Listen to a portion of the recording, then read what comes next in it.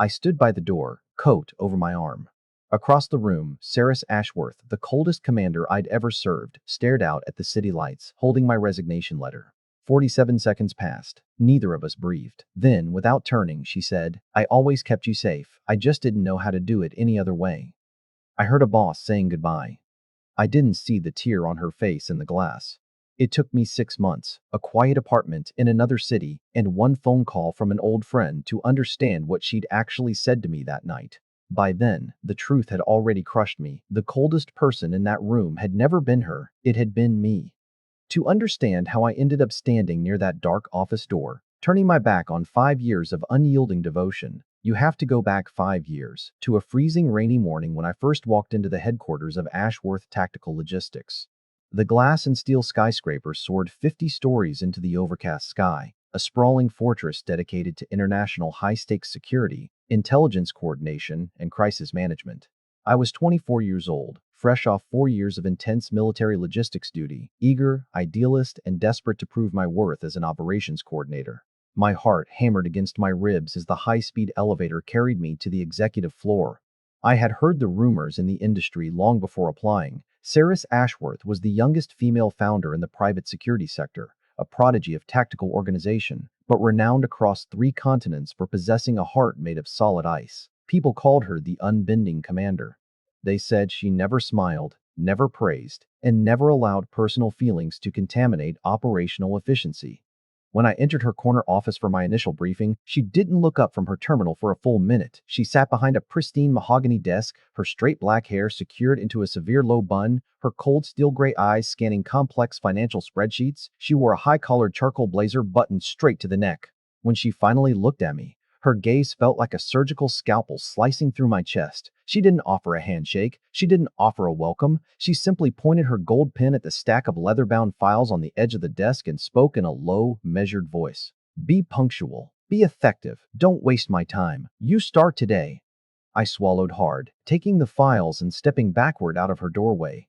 I remember telling myself that night that I was working for a machine. A woman who saw human beings as nothing more than digital variables on an operational chessboard. I swore I would maintain a strictly professional distance, protect my own heart, and never expect a single grain of warmth from Seris Ashworth. I had no idea that on that very first morning, before I had even stepped off the elevator, she had personally spent 30 minutes reviewing my security clearance files to ensure I was assigned to the lowest risk operational grid in the building. I didn't see her hand subtle instructions to the floor manager to make sure my desk was positioned near the heating vent, because my medical file noted an old field injury that flared up in cold, damp drafts. I saw only the sharp edge of her voice, completely blind to the silent shield she had already placed over my life. Over the next 18 months, my life revolved around the strict, relentless rhythm of Ashworth Logistics. I rose every morning at 5, arrived at the headquarters by 6:30, and spent 12 hours managing international supply chains, emergency field extractions, and high-level corporate risk assessments. I was determined to earn Seris's respect, to force a single word of genuine praise from those pale, unmoving lips. But no matter how flawlessly I executed a operation, no matter how many millions of dollars I saved the firm during sudden crises, her reaction was always identical. She would look at my completed report, offer a single crisp nod, and say, "Filed. Resume your duties, Cassian." I began to feel an ache in my chest, a quiet, festering frustration that grew larger with every passing month. I was raised in a household where love was loud, expressive, and visible. My parents hugged frequently, declared their affection openly, brought gifts, and celebrated every minor milestone with bright smiles. To me, affection had a specific, unambiguous shape: words, laughter, physical warmth, and explicit declarations. Because Ceres possessed none of these, I concluded with absolute certainty that she felt nothing for me. Yet every morning at precisely 7:15, when I walked into my private office adjoining hers, a fresh porcelain mug of coffee was already sitting on the corner of my wooden desk. It was always black, half a spoonful of brown sugar, with a faint dusting of dark cinnamon across the foam, exactly the way I preferred it. For 5 long years, I assumed the floor receptionist or the junior maintenance staff brought it to my desk as part of standard corporate hospitality. I never asked who made it. I never paused to notice that no one else on the executive floor received personal coffee service. Nor did I notice the subtle, invisible ways she steered danger away from my path. In the autumn of my second year, a high-value client requested a personal logistics coordinator to accompany an armed convoy through a high-risk transport corridor overseas. It was a prestigious assignment that offered a massive performance bonus and rapid promotion opportunities. I spent 3 days preparing my field proposal, presenting it to Seris during our late afternoon strategy review. I expected her to approve it instantly. Instead, she scanned the document for less than 10 seconds, laid it flat on the desk, and placed her palms over the paper. Denied. Senior Coordinator Vance will handle the overseas convoy. You will remain at headquarters to manage local dispatch. My face flushed with sudden heat. I leaned over her desk, my voice trembling with suppressed anger. Director Ashworth, I am fully qualified for field duty. I designed the entire route. Why are you keeping me tied to a desk while Vance gets the field assignment? Do you not trust my capability? She didn't blink. Her steel gray eyes remained completely devoid of emotion as she looked up into my burning gaze. My decision is final, Cassian. Return to your desk. I bit my lips so hard I tasted copper, seized my folder, and stormed out of her office, convinced that she viewed me as incompetent, fragile, or unworthy of leadership. What I didn't know, what no one in the firm knew, was that 2 hours prior to our meeting, Seris had received a classified intelligence update indicating an imminent ambush plot along that specific overseas highway. She knew Vance was a hardened combat veteran with 20 years of tactical experience, while I was an operational strategist. She reassigned the convoy to save Vance's team with heavy armor, but primarily to ensure I never stepped foot into that kill zone. 3 days later, Vance's armored unit repelled the ambush with 0 casualties. When I read the incident report at my desk, I told myself, see, she knew I couldn't handle it. I converted her quiet protection into proof of my own inadequacy. As the years bled into one another, the unspoken tension between us deepened into a thick, suffocating wall. I found myself watching her constantly during late-night operational shifts. When the rest of the floor went dark and only our 2 adjoining offices remained illuminated, I would look through the heavy glass partitions separating our desks. She sat perfectly straight, her pen moving with methodical precision across tactical reports, sipping lukewarm tea, her face an unreadable porcelain mask. There were moments when I desperately wanted to break through that mask. On a rainy Friday night in our 3rd year together, after successfully resolving an emergency extraction of trapped aid workers in a flooded foreign district, I walked into her office carrying 2 glasses and a bottle of vintage bourbon. I set the glasses on her desk, trying to offer a warm, relaxed smile. We saved 42 lives tonight, Seris. The board is thrilled. Let's take 10 minutes to celebrate. Just 2 human beings having a drink.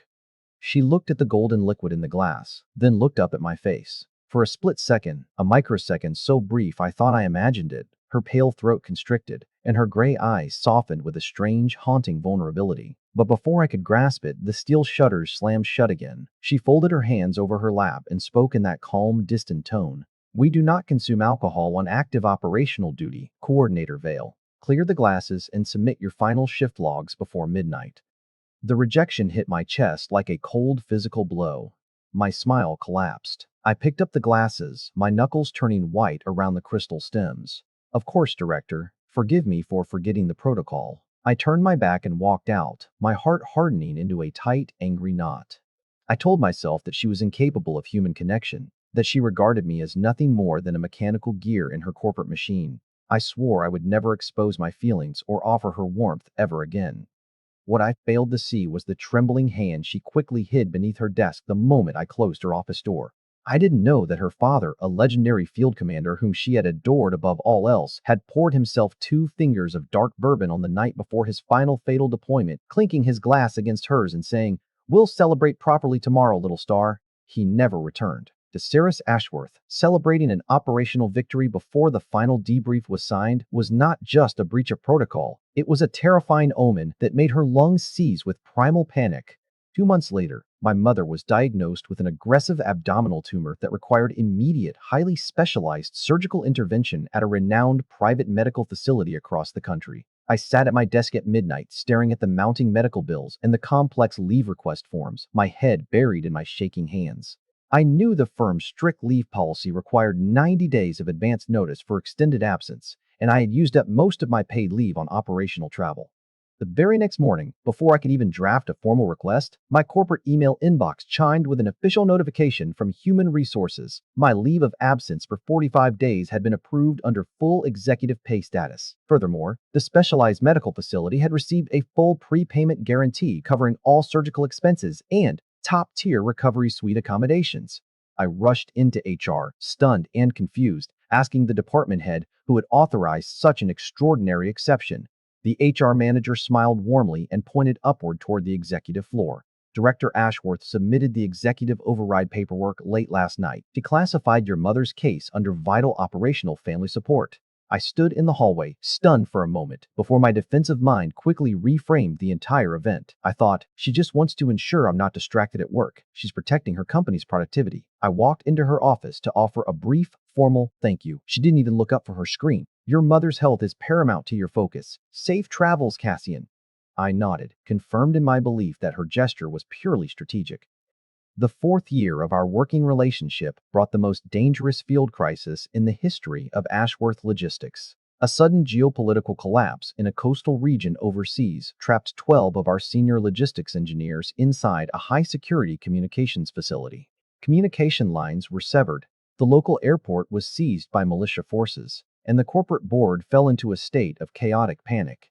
The board members demanded an immediate retreat, willing to abandon our equipment and risk the lives of the trapped personnel to protect the firm's liability. During the emergency executive summit, 8 male directors leaned over the conference table, shouting over one another, demanding that we cut our losses. Seris sat at the head of a long glass table, motionless, her arms crossed tightly over her chest. I stood beside her chair as her chief operational coordinator, holding our emergency tactical map. When the board chairman pounded his fist against the wood, yelling that we could not afford to risk more assets, Seris slammed her palm flat against the table. The sudden loud report cracked through the room like a gunshot, instantly silencing all 8 directors. We do not leave our people behind, she said, her voice dropping into an icy frequency that chilled the warm air of the boardroom. Coordinator Vale has designed a low-altitude maritime extraction plan utilizing private civil vessels along the northern coastline. It is precise, ingenious, and fully viable. We will execute his plan immediately under my sole personal authority. If it fails, the board may accept my resignation. I looked down at her in absolute shock. She had just staked her entire multi-million-dollar career, her company, and her reputation on a strategy I had drafted in 2 hours on a notepad. For 36 agonizing hours, neither of us slept. We remained locked in the central command room, monitoring radar telemetry, radio frequencies, and satellite imagery. Whenever my eyes grew heavy with exhaustion, I would look over to see her sitting beside me, watching my monitors, keeping vigil over every coordinate I tracked. At 4 in the morning, the radio speaker crackled to life with static, followed by the clear, relieved voice of our field-led command. This is Vanguard Alpha. All 12 personnel are secured aboard the vessel. Extraction complete. 0 casualties. The entire command room erupted into wild cheers and applause. Operatives hugged one another, slapping shoulders, weeping with relief. I felt a tremendous wave of euphoria wash over me. I turned to Seris, my eyes shining, reaching out instinctively to grasp her hands. As my fingers brushed against her wrists, she instantly stood up, stepped backward out of my reach, and smoothed down the front of her charcoal blazer. Excellent work, Coordinator Vale. Compile the post-action debrief by 8 o'clock. She turned on her heel and walked calmly back to her private office, closing the door firmly behind her.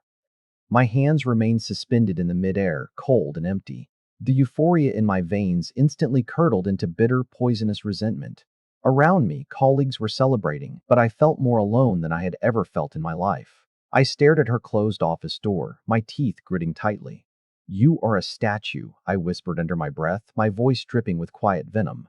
You don't have a single drop of blood in your veins. You used my plan to save your company, and you can't even touch my hand. I did not see her through the blinds of her office window. I did not see her drop to her knees behind her heavy mahogany desk the moment the lock clicked shut, burying her face into her hands, her shoulders shaking violently as she wept in dark, silent agony from the sheer, terrifying relief of knowing I was safe. I did not see her press her hand against her chest, right over her wild, racing heart, whispering my name into the empty darkness. The final rift between us occurred during the winter of my 5th year at the firm. A rogue security contractor whose fraudulent operations I had exposed during an internal audit staged an armed break-in at our downtown data center. I happened to be inspecting the server racks late on a rainy Tuesday evening when three armed men breached the rear security doors. Knowing that the data center housed the private personal files and financial records of every employee in the firm, including Seris's personal family trust, I refused to retreat. I locked myself inside the primary terminal vault, using the physical security overrides to isolate the servers. When the intruders attempted to force the vault doors with heavy breach tools, I engaged the emergency suppression systems. In the ensuing struggle near the loading dock, a heavy iron support beam collapsed from the ceiling structure, striking me across the shoulder and chest, knocking me unconscious onto the cold concrete floor.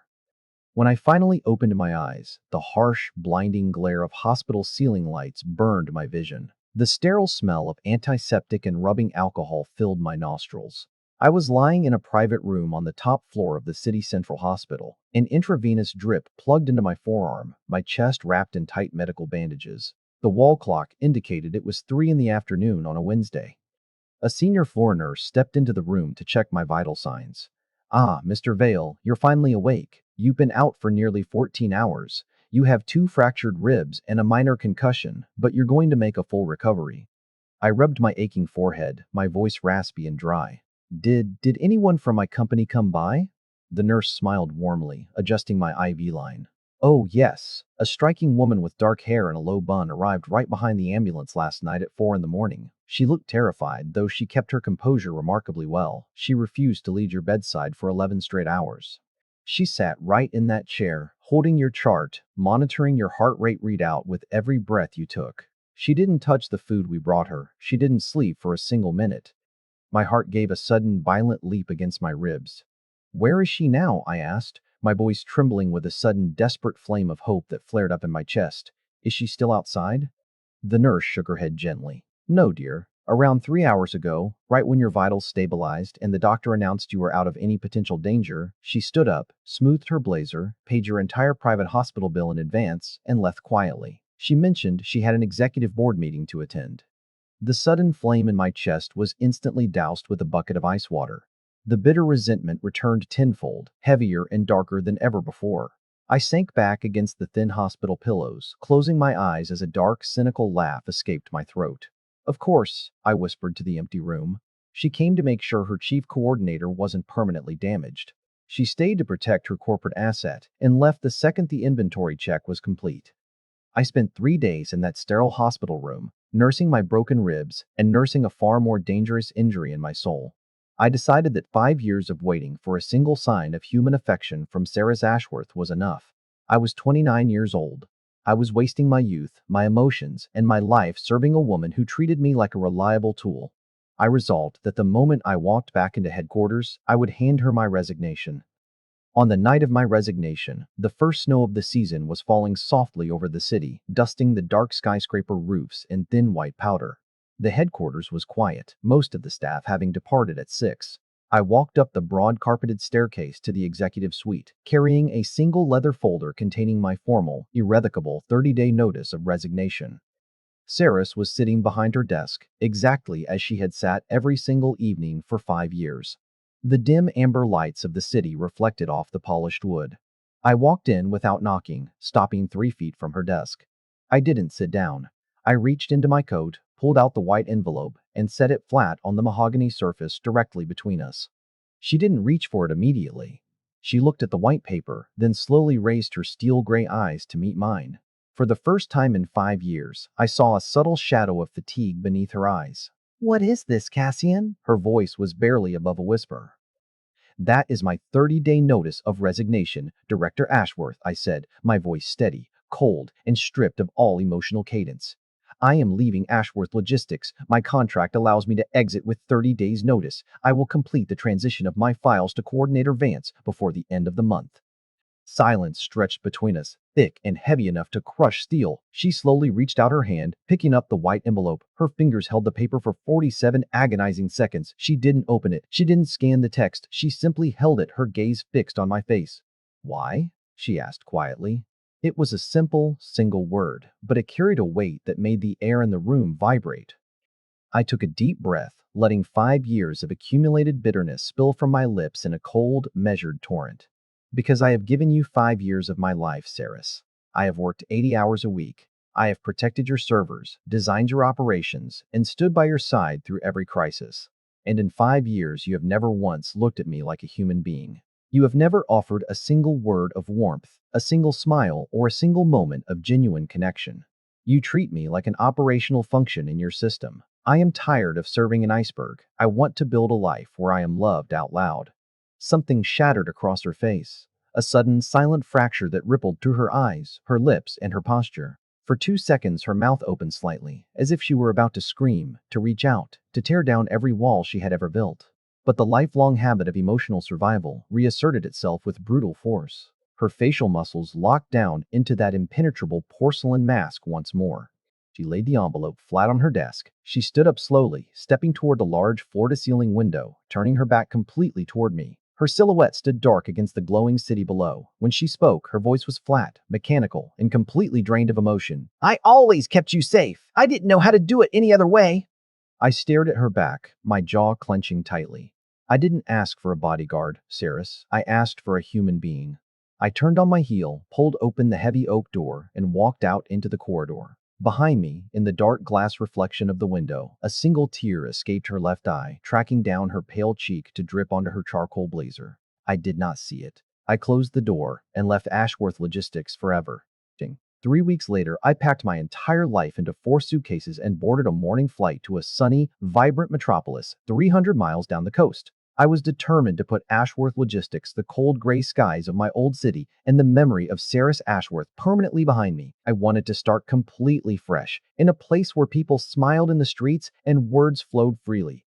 I secured a high-paying position as a senior logistics vice president at a thriving tech firm, rented a bright, airy apartment with floor-to-ceiling windows overlooking a lush city park, and began rebuilding my social life. I bought warm, colorful clothes, attended industry mixers, and made a conscious effort to open myself up to new experiences. Within 2 months of my arrival in the new city, I met Alara Voss at a quiet coffee shop near the University District. Alara was 28 years old, a freelance literary translator with soft, wavy chestnut brown hair, warm hazel eyes, and a laugh that filled every room she entered. She was the absolute antithesis of Seris Ashworth in every conceivable way. Where Seris was quiet, guarded, and severe, Alara was expressive, direct, and emotionally fluent. On our very first date at an open-air Italian bistro, she talked openly about her childhood, her fears, her dreams, and her emotions. She held my hand across the table, touched my shoulder when she laughed, and looked directly into my eyes with an open, transparent warmth that made me feel instant relief.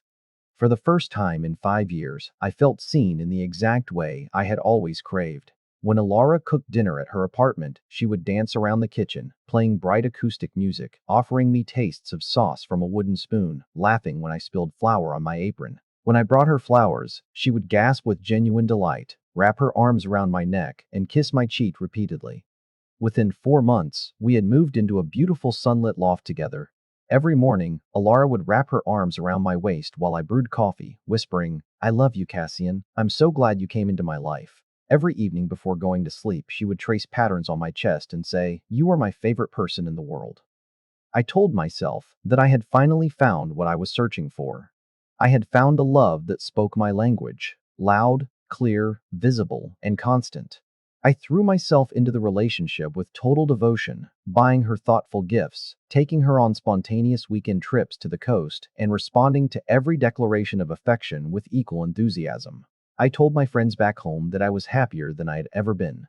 Yet, despite the abundance of warmth and spoken affection in my new life, subtle, inexplicable cracks began to form beneath the surface of my consciousness. They were tiny at first, ghostly anomalies that I tried desperately to ignore, filing them away under the stress of my new corporate executive role. The first anomaly occurred during our 3rd month living together.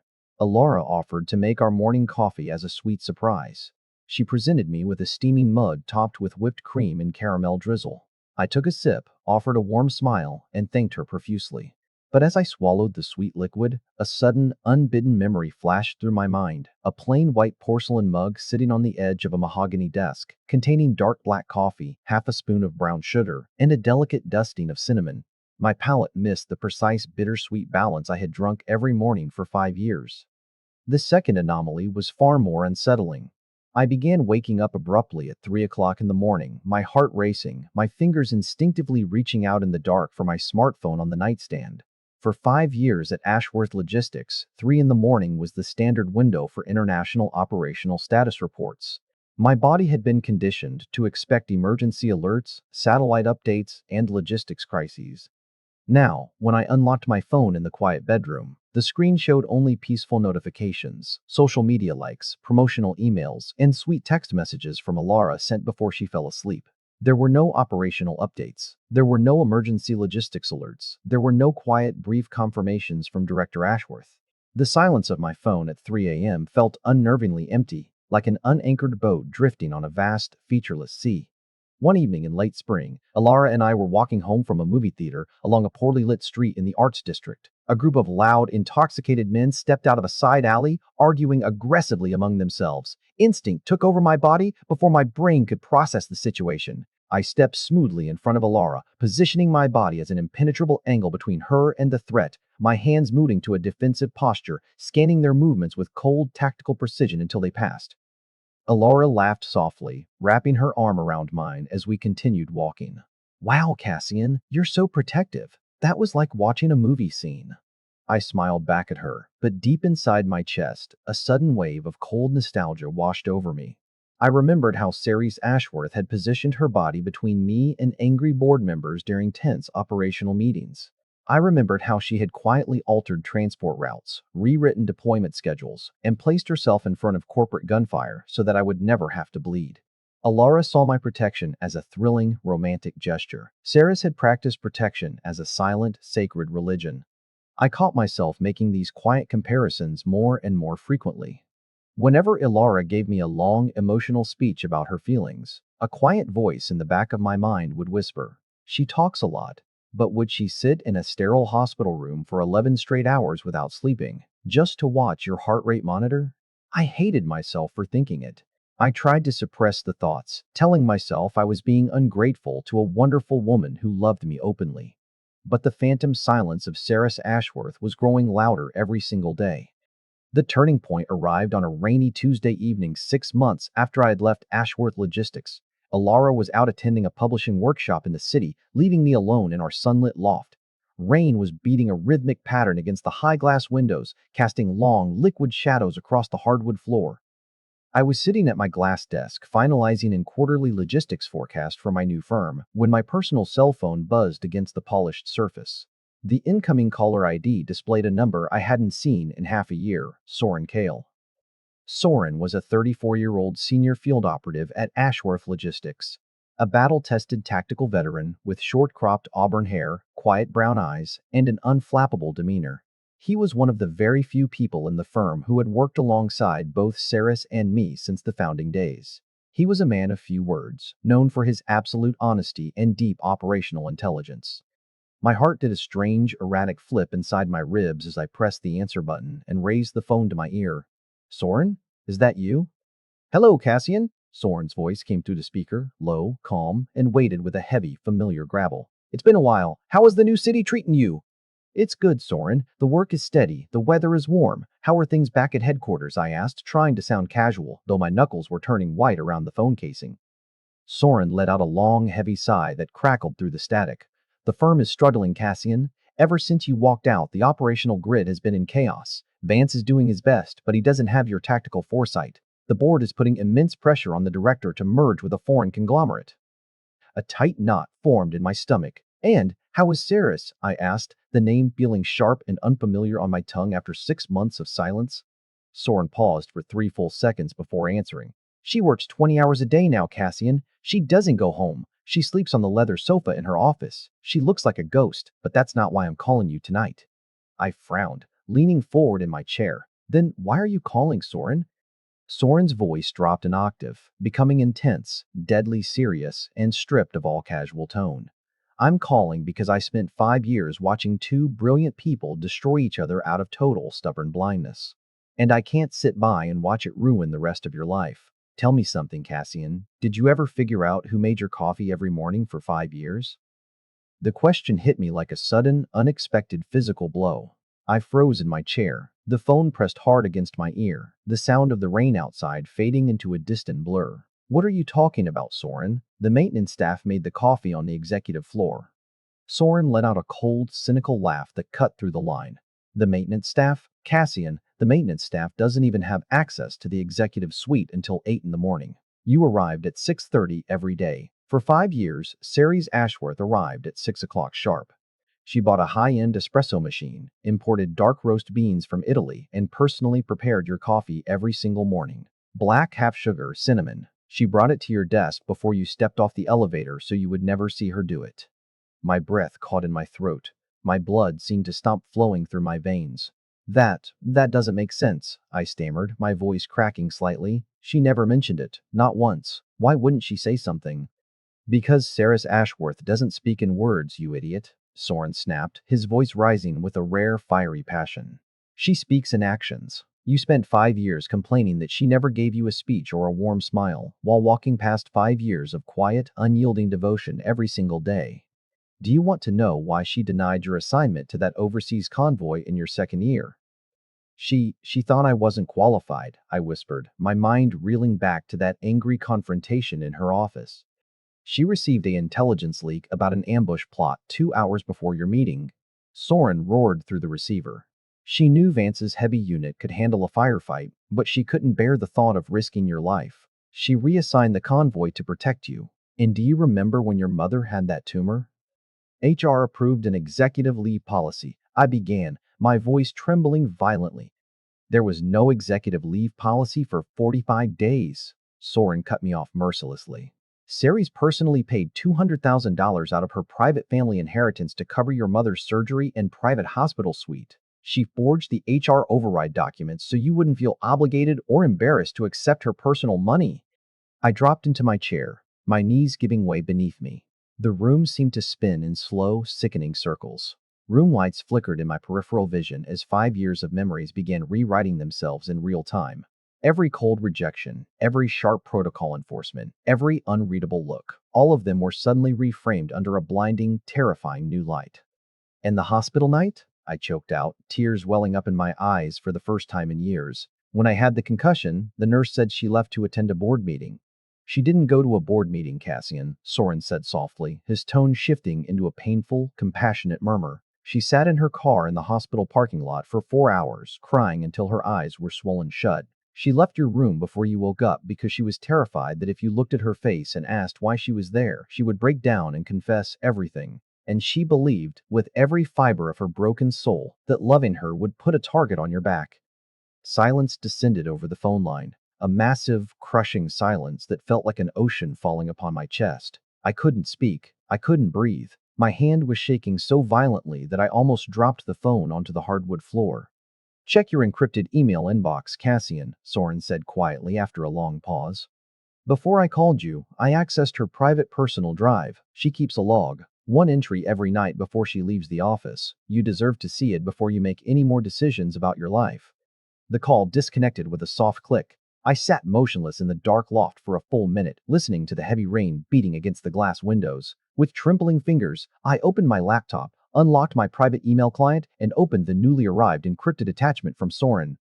It was a single document containing 5 years of brief, nightly text entries from Seris Ashworth's private terminal drive.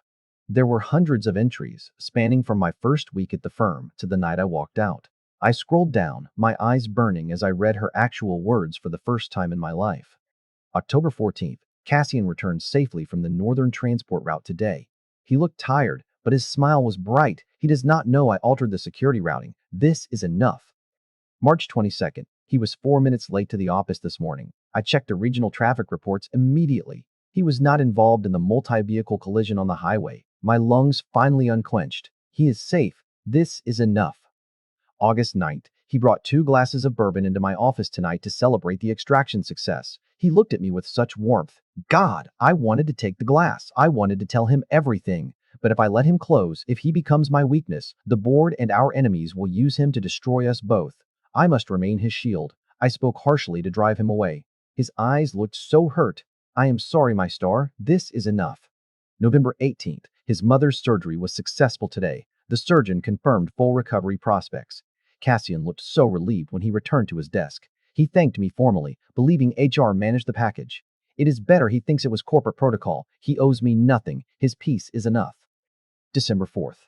The night of the resignation. He left today. He called me an iceberg. He said I treated him like an operational function. He said he wants to find a love that speaks out loud. He was right. I am a broken instrument. I lost my father because I trusted words, and now I have lost the only man I have ever loved because I could not speak them. I hope he finds a warm woman who tells him every day what I could only show him in the dark. I hope he is safe. I hope he is happy. This will have to be enough.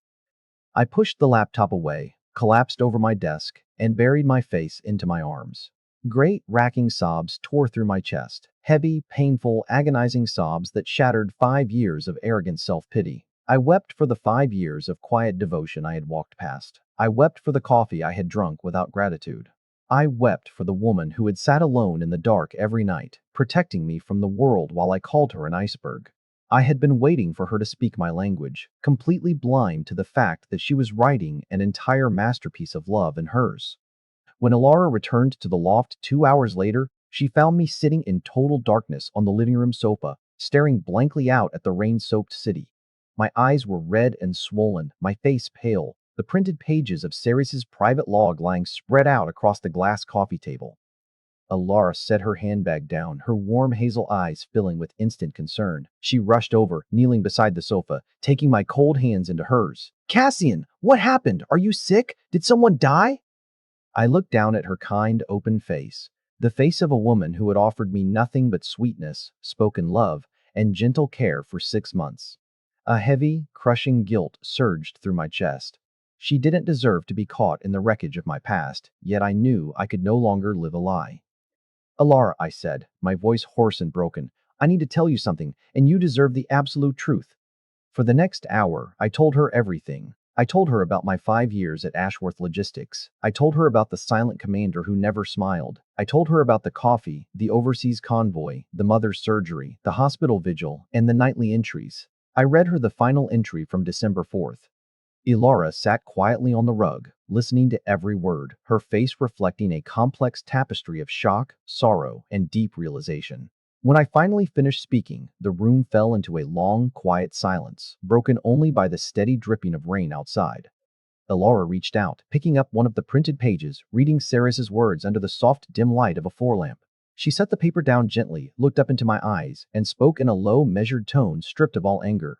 "When you talk about her, Cassian, you don't sound like a man who had a difficult boss. You sound like a man who lost the love of his life." I lowered my head, unable to meet her gaze. "Alara, I'm so sorry. I thought I was over her. I thought I wanted what we have." Alara put her hand gently over mine, stopping my words. She offered a sad, bittersweet smile. "What we have is real, Cassian."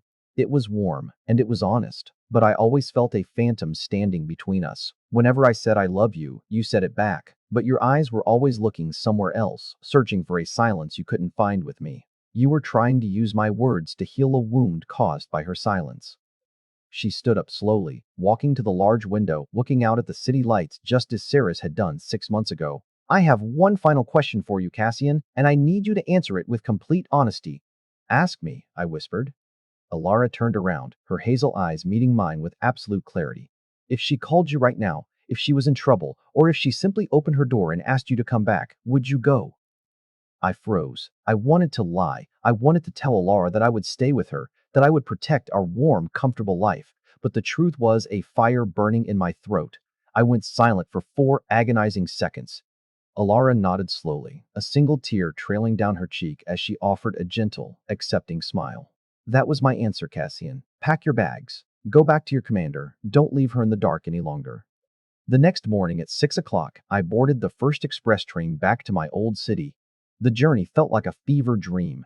As the high-speed train carved through the mist-covered countryside, I sat by the window, watching the landscape roll past, my mind racing with 1,000 terrifying questions. What if she refused to see me? What if 6 months of silence had permanently sealed her heart? What if I was too late? The thought of arriving at headquarters only to find her door locked, or finding that she had moved on, made my chest tighten with unbearable panic. But I knew that even if she turned me away, I had to look her in the eyes and deliver the confession I owed her. I arrived in the old metropolis at noon. The sky was overcast, gray, and cold. The exact same weather that had greeted me 5 years ago when I first walked into Ashworth Logistics. I didn't check into a hotel. I didn't stop for food. I caught a taxi directly to the skyscraper headquarters. Walking through the grand glass lobby felt like stepping back into my own past.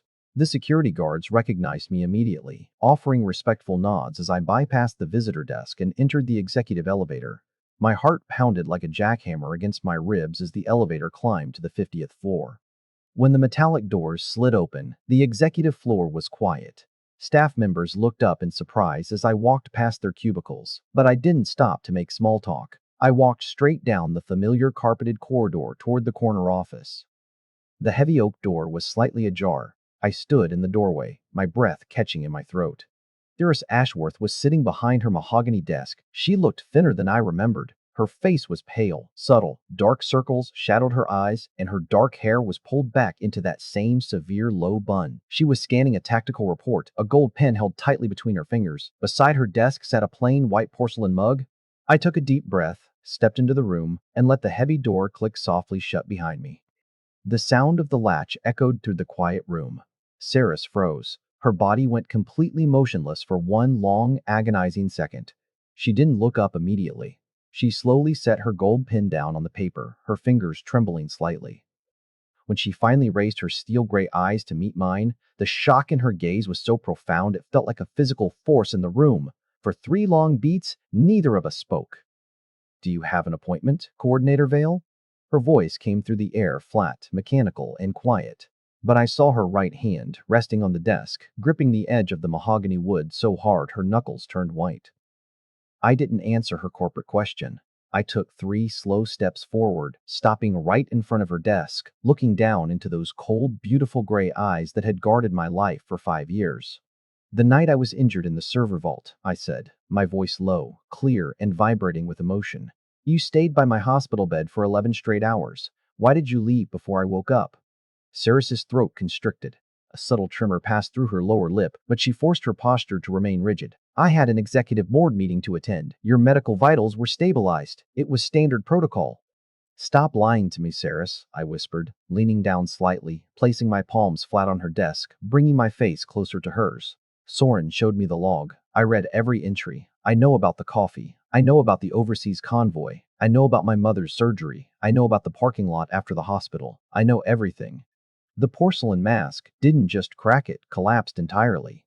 Seris gasped softly, her gray eyes widening with a sudden, raw terror. She pulled her hands back into her lap, her head dropping slightly, her shoulders trembling. "Why did you leave before I woke up?" I asked again, gentler this time, my voice filled with endless tenderness. She went silent for 10 long seconds. When she finally raised her face, her eyes were swimming with unshed tears. The first time I had ever seen her eyes unguarded in 5 years. Because if you woke up and asked me why I was sitting there, I wouldn't have been able to give you a clinical answer," she whispered, her voice cracking painfully. "Why?" I asked softly. "Because the last person I loved, my father, I looked him in the eye and said, 'See you tomorrow,' and tomorrow didn't come." She sobbed quietly, a single tear overflowing her eyelid, tracking down her pale cheek. "Words felt like a curse to me, Cassian. They felt like promises I couldn't guarantee. I was terrified that if I told you I loved you out loud, the universe would take you away from me too, so I decided to stay quiet. I decided to make your coffee, to clear your path, to shield your life, and let you hate me if it kept you safe. I didn't know how to do it any other way." I felt a wave of profound love and devastating remorse crash over my soul. I reached across the mahogany desk, extending my right hand, laying my fingers gently over her trembling hand. For 5 years, we had never touched. Now, as my warm skin brushed against hers, a powerful electric shock seemed to pass between us. She didn't pull away. Her fingers slowly turned over, intertwining tightly with mine. "For 5 years, you loved me with every breath in your body," I said, my voice thick with tears.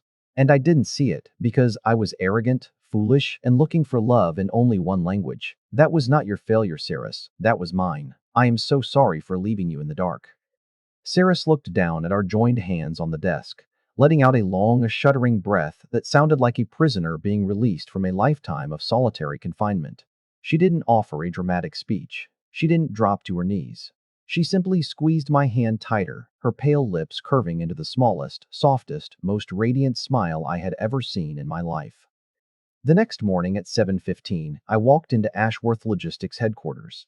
As I approached my old office desk adjoining hers, a fresh white porcelain mug was sitting on the wooden surface. It was black, half a spoon of brown sugar, with a delicate dusting of dark cinnamon across the foam. Across the glass partition, Seris's executive office door was wide open for the first time in 5 years. Neither of us spoke a word, but as I took a sip of the warm coffee and looked up to catch her quiet gray eyes watching me, the silence between us was no longer cold. It was the warmest place in the world. Sometimes in life, you think you are completely unloved. You wander through the cold, searching for speeches, grand gestures, and dramatic declarations. But maybe you are only listening for the wrong frequency. Some people will never say, "I love you" out loud. They will make your coffee every morning. They will reroute dangerous paths to keep you safe. They will sit beside your hospital bed in the dark for 11 hours and leave before dawn so you never have to feel obligated. If there is someone in your life who guards you in silence, look again before you walk out the door. They may have already said everything.